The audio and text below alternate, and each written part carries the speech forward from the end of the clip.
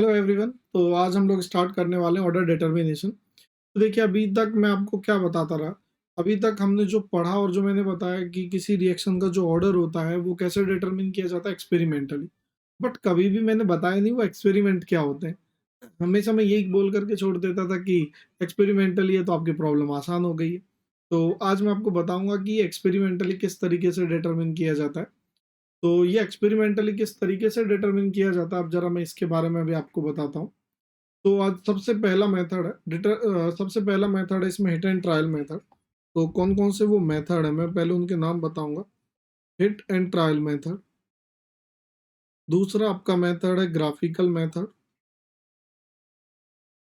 तीसरा मेथड आपका जो है वो है हाफ लाइफ मेथड, और चौथा मेथड है initial rate law method. Right? Initial rate law method. तो सबसे पहले तो ये बता देता हूँ कि जो पहले 3 मेथड हैं, ये बेसिकली इंटीग्रेटेड रेट लॉ पर बेस्ड है।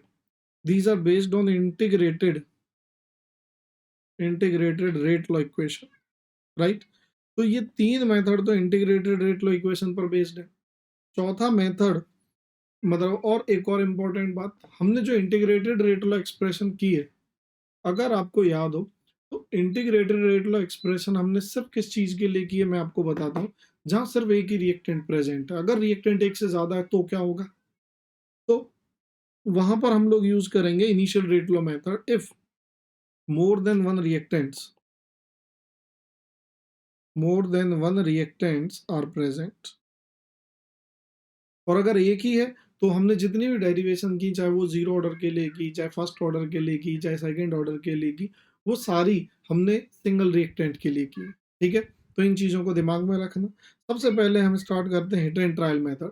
तो जैसा नाम से ही लग रहा है कि भई हिट एंड ट्रायल मेथड है, तो आपको इससे क्लियर हो रहा है कि हिट एंड ट्रायल मेथड में ज़रूर कोई ना कोई ऐसी चीज़ रही होगी जहाँ आपको पहले कोई चीज़ अज़्यूम करनी है, उसके अकॉर्डिंगली प्रॉब्लम को सॉल्व करना है और फिर आपको चेक करना है कि हाँ भाई, आपका ये आंसर आ रहा है या नहीं आ रहा है इससे। राइट? तो हिट एंड ट्रायल मेथड में क्या होगा, this method of using integrated rate law equation where experimental value of axt are put into these equations, one of which give the value of k। तो ये तो सारी theory हो गया, मैं आपको समझाता हूँ। इस मेथड में क्या होगा, हम लोग मानेंगे कि कोई पर्टिकुलर रिएक्शन, क्या मानेंगे हम कि कोई पर्टिकुलर रिएक्शन किसी ऑर्डर की, मान लीजिए मैंने जीरो ऑर्डर माना, अब हिट एंड ट्रायल है, गलत भी हो सकता हूँ। तो मैं क्या करूँगा, सपोज़ वी अज़्यूम, ये बोर्ड के लिए बहुत इंपॉर्टेंट है, we assume reaction to be of zero order. तो जैसे ही मैंने ज़ीरो ऑर्डर मानी, तो ज़ीरो ऑर्डर के लिए रेट लॉ एक्सप्रेशन क्या होगी भाई? A t is equal to A not minus k into t. तो आप यहाँ से के निकाल लीजिए। ये क्या होगा?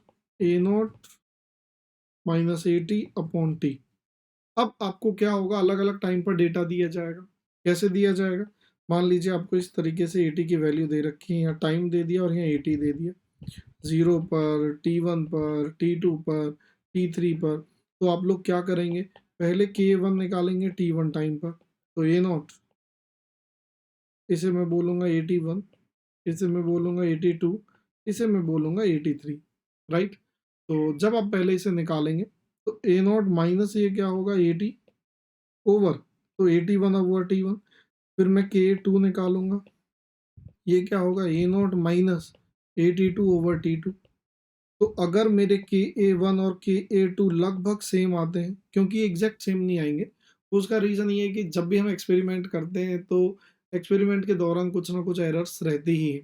तो अगर ये सेम आते हैं तो ज़ीरो ऑर्डर, और अगर ये सेम नहीं आते तो इसका मतलब मेरी एजम्पशन गलत थी। तो गलत थी तो भाई अब क्या करूँ? गलत थी तो अब मैं इसे कोई और ऑर्डर मान लेता हूँ। नॉर्मली ज़ीरो फर्स्ट से ही हो जाता है, तो अब मैं मान लेता हूँ कि now this is first order. तो अगर फर्स्ट ऑर्डर के लिए नाउ वी अज्यूम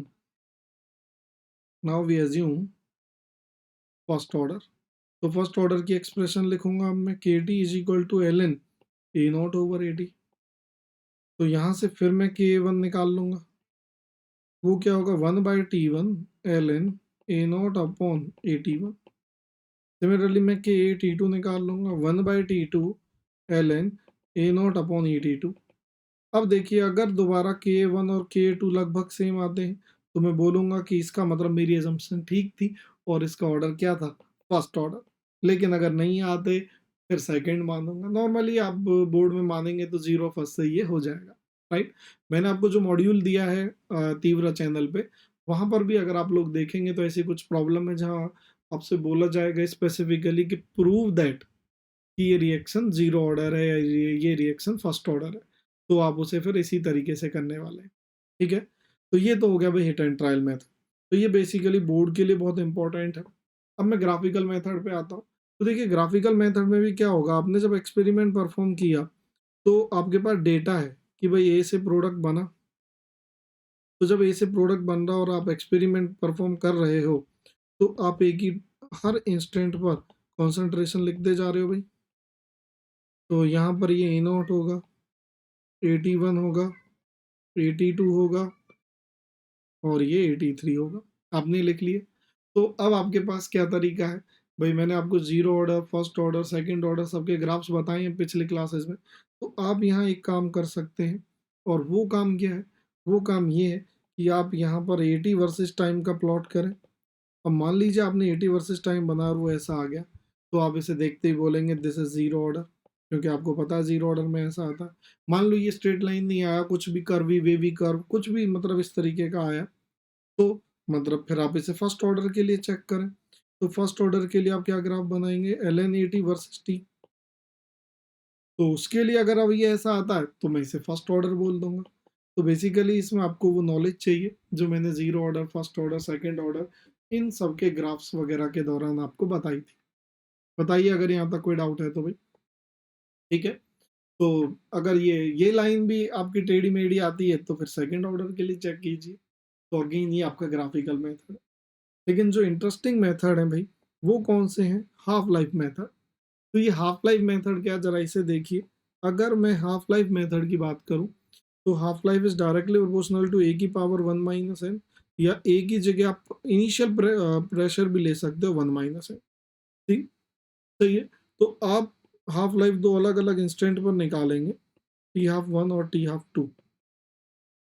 तो ये रेशियो क्या आ जाएगा? A1 और A2 1 माइनस है। या आप चाहो तो एक का ही पार्शियल प्रेशर ले सकते हो एक अलग इंस्टेंट पर, पार्शियल प्रेशर ऑफ ए दूसरे इंस्टेंट पर, और इनकी होल पावर 1 माइनस एन आएगी। तो आपको अगर ये हाफ लाइफ्स का रेशियो दे दिया जाए, तो आपकी प्रॉब्लम सॉर्ट आउट हो जाएगी।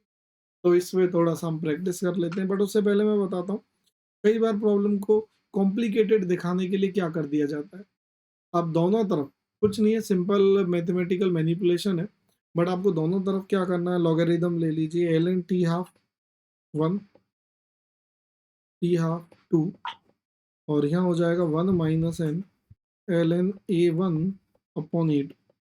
अब इसी को मैं क्या लिख सकता हूँ भाई, 1 minus n is equal to ln t half 1 minus ln t half 2, और नीचे मैं क्या लिख दूंगा, ln a1 minus ln a2। तो अगर मुझे n निकालना है तो it will B 1 minus ln t half 1 minus ln t half 2 over ln a2 minus ln a1। यहाँ पर आएगा भाई, ओके, 1 माइनस 2, ठीक है, हो गया।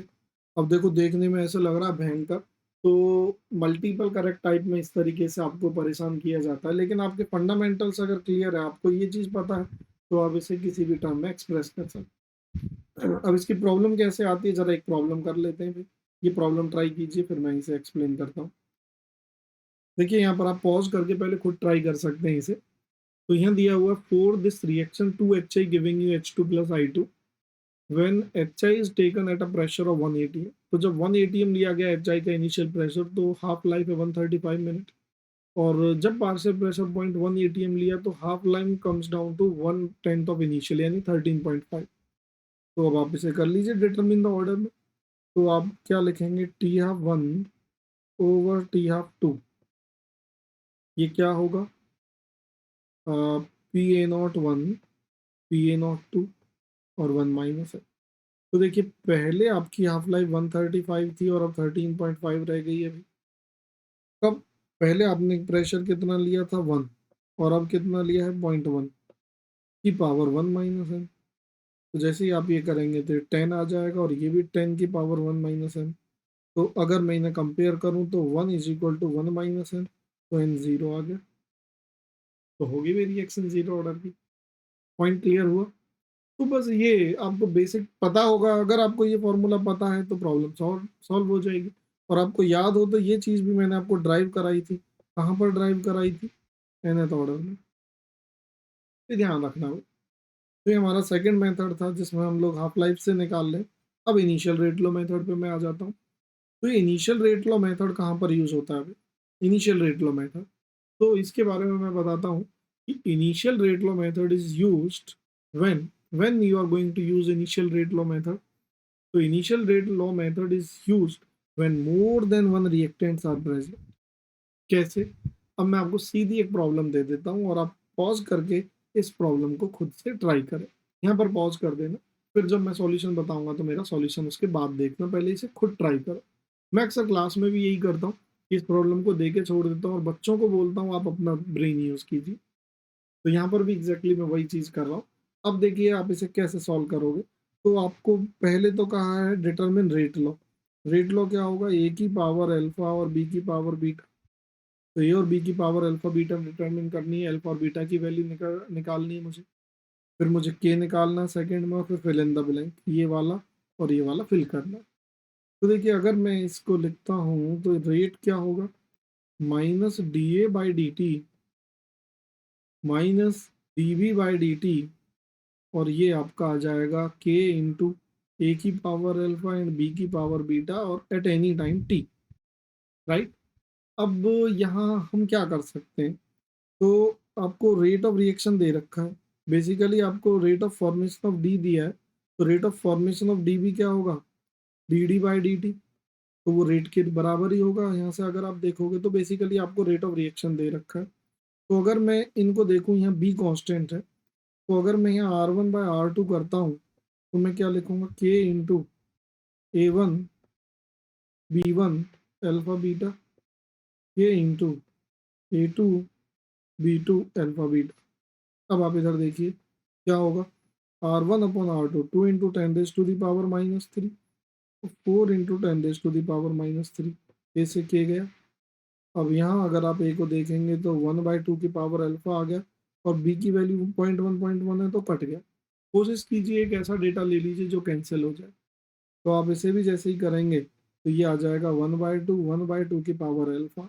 तो यहाँ से अल्फा की वैल्यू कितनी आ जाएगी? वन। तो जैसे ही अल्फा की वैल्यू वन आई तो आपका एक प्रॉब्लम तो सॉल्व होगी। अब आपको बीटा निकालनी है तो ये टू और थ्री ले लो, क्योंकि यहाँ आपका ए कट जाएगा। तो जैसे ही आप टू और थ्री लेंगे, r two by r three, तो k into A two, k into A three, और यहाँ alpha alpha beta, two and three, beta and beta. अब देखिए ये गए ये गए, तो यहाँ पर अगर मैं देखूँ r two by r three, तो भाई ये बीटा कितना होगा आपका? आप बी की वैल्यू देखिए, वन बाई टू की पावर बीटा, तो ये वन आ गया। तो वन अपॉन टू की पावर बी, और ये वन आ रहा है यानी टू की पावर जीरो में है बोल दो, यानी बीटा की वैल्यू जीरो आ गई। तो आपकी जो रेट लॉ एक्सप्रेशन है वो आगे के इंटू ए की पावर वन, बी की पावर जीरो, तो वो एक्सप्रेशन में ही नहीं आएगा। तो पहला पार्ट तो आपका सॉल्व हो गया। ठीक है। अब आपको बताना रेट कांस्टेंट। तो रेट कांस्टेंट भी अब आप निकाल सकते हैं। देखो आपको आर ओ आर दिया है, तो आप इसी में अगर मैं पहले वाले डेटा को यूज करूं तो जैसे आर ओ आर कितना है? टू इंटू टेन की पावर माइनस थ्री के। अब यहाँ ए की वैल्यू कितनी है पहले इंस्टेंट में? Point one. तो के की वैल्यू कितनी आ जाएगी? Two into ten raise to the power minus two. First order है तो सेकंड इनवर्स, तो के भी आ गया। अब ये वाला रेट ऑफ रिएक्शन फिल करना है, तो ये वाला रेट ऑफ रिएक्शन कितना होगा? तो ये वाला रेट क्या होगा? के इंटू ए की वैल्यू पॉइंट थ्री है, तो के रख दो टू इंटू टेन की power minus three into point three, तो it will be six into ten raise to the power minus three minus four. तो it will be six into ten raise to the power minus four. ये आ जाएगा अभी, point six आएगा basically. तो and so on, इस तरीके से यहाँ रेट दिया है तो आप ए निकाल सकते। तो देखिए इस तरह आप लोग किसी भी रिएक्शन का ऑर्डर डिटरमिन कर सकते थे, बड़ा ही सिंपल है। और आप देखिए जो मॉड्यूल मैंने आपको दिया है, कम से कम पिछले 10 साल में 3 बार, 3 times problem have been asked over this. कौन से कॉन्सेप्ट पर? Initial rate law method. बार बार इसके ऊपर प्रॉब्लम पूछी जा रही है, तो आप लोग थोड़ा इसका ध्यान रखिए। यहाँ तक अगर आप कर लेंगे तो एडवांस में आपकी एक प्रॉब्लम ठीक होने की प्रोबेबिलिटी बढ़ जाएगी, राइट।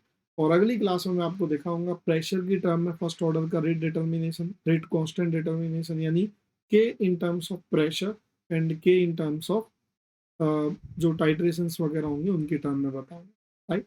तो अगले लेक्चर को आप मिस ना करें। और आज के लिए फिर इतना ही बहुत है भाई, and I hope you really enjoyed it. और अगर आपको ये लेक्चर अच्छा लगा है तो आप इस चैनल को लाइक और शेयर करना ना भूलें, और बेल आइकन पर क्लिक करें ताकि मेरे सारे लेक्चर्स के नोटिफिकेशंस आपको टाइमली मिलते रहें, राइट। तो just click on it, and I hope you really enjoyed it. So thank you guys, bye bye, take care.